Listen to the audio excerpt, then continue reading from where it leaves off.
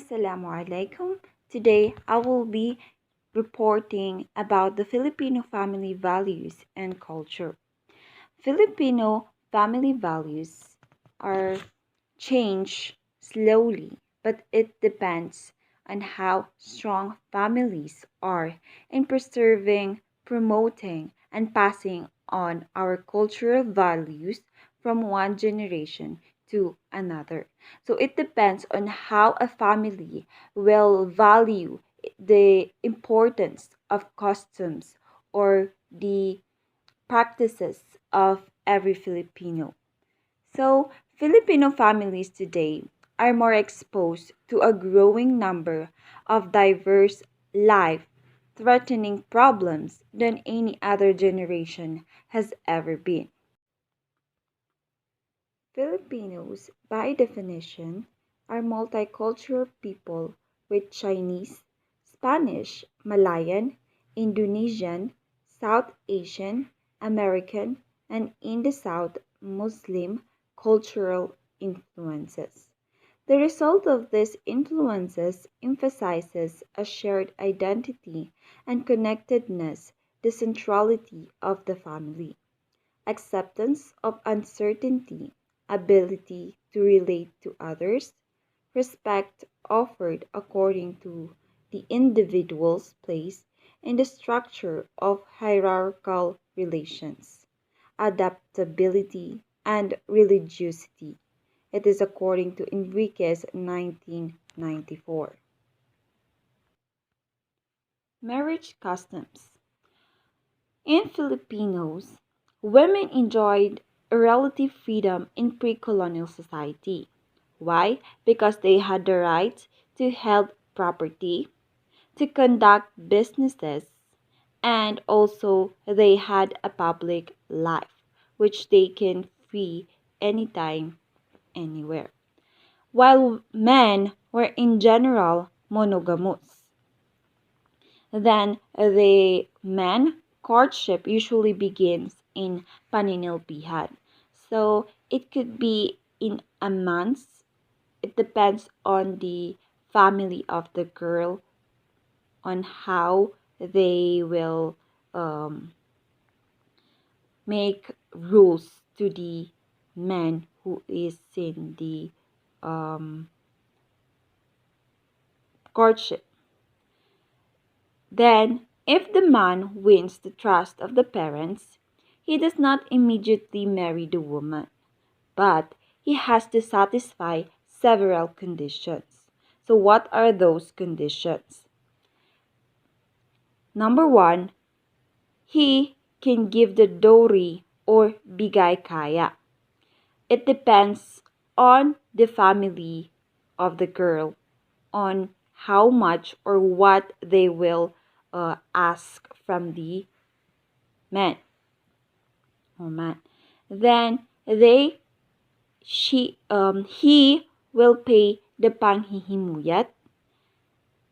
Third one, pay the parents himaraw. Then the third, bribe for the relatives called zambon, which is among in the Zambal people. Then the pamamalae or pamamanhikan. The weddings are officiated by priestess or babaylan or mga pari.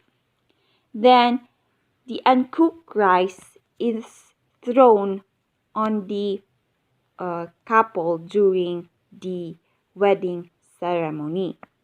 Why? Because Filipinos has been practicing in superstitious beliefs. It is described or the meaning of that is on the good fortune.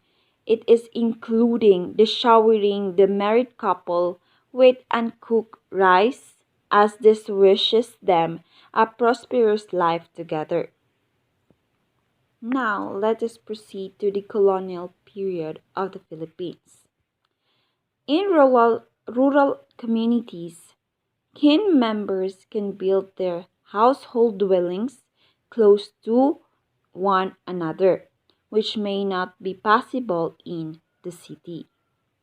Then, Moreover, Filipinos who move away to study or work in the cities, locally and abroad, tend to stay more in the affluent relatives, and this increases the size of family household, which is up until now we practice this kind of practices where we're really family people or the Filipinos are truly a family oriented.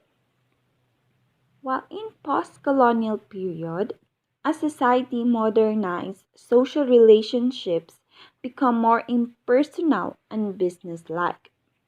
At the same time, less religiously oriented and more scientifically grounded.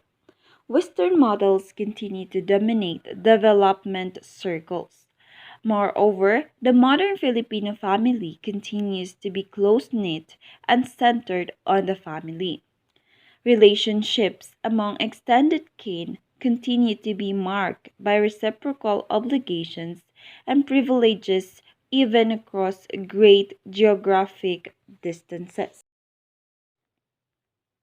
In post-colonial period also, Filipino parents consider it their duty to provide for the materials and educational needs of their children, while in turn, children are expected to obey and respect their parents and to take care of their parents when they are old.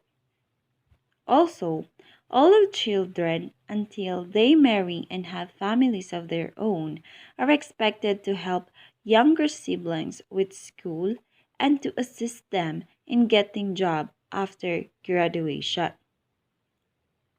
While in um, Filipinos has been known for their being united in such calamity or whatever it is, like bayanihan. In bayanihan, they are united in a certain goal to help the other people or the community.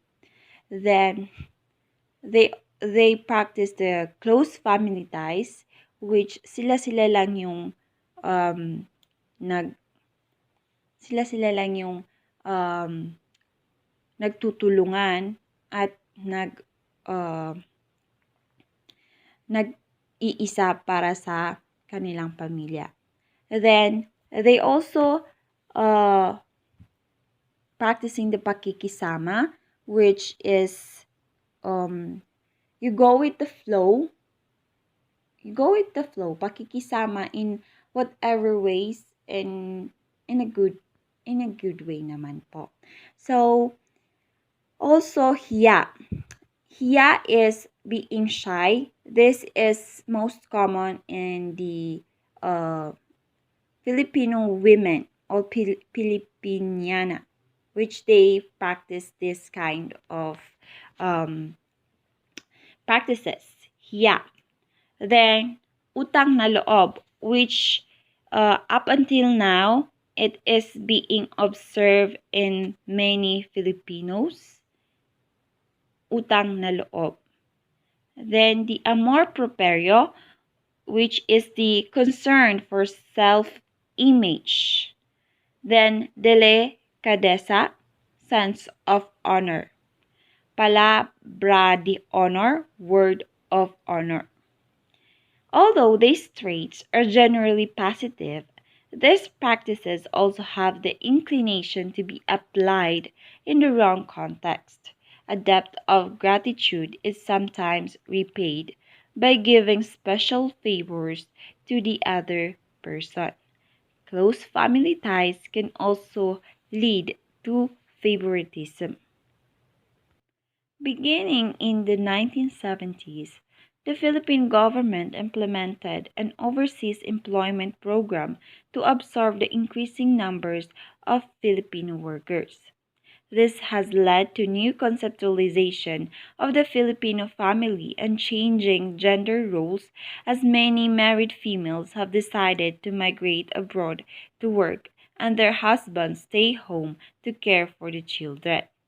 Today, most Filipinos families are maintaining and reproducing transnational household connections and networks. The Filipino family continues to be adaptive and functional in these new, changing circumstances. In American colonization, to conclude, inheriting from Manuel Vera in 1968, cultural heritage is both an act of discovery and disclosure.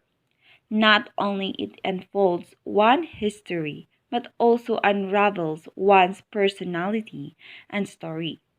As Jose Rizal greatly exclaimed, ang hindi lumingon sa pinanggalingan ay hindi makakarating sa pagkaroroonan.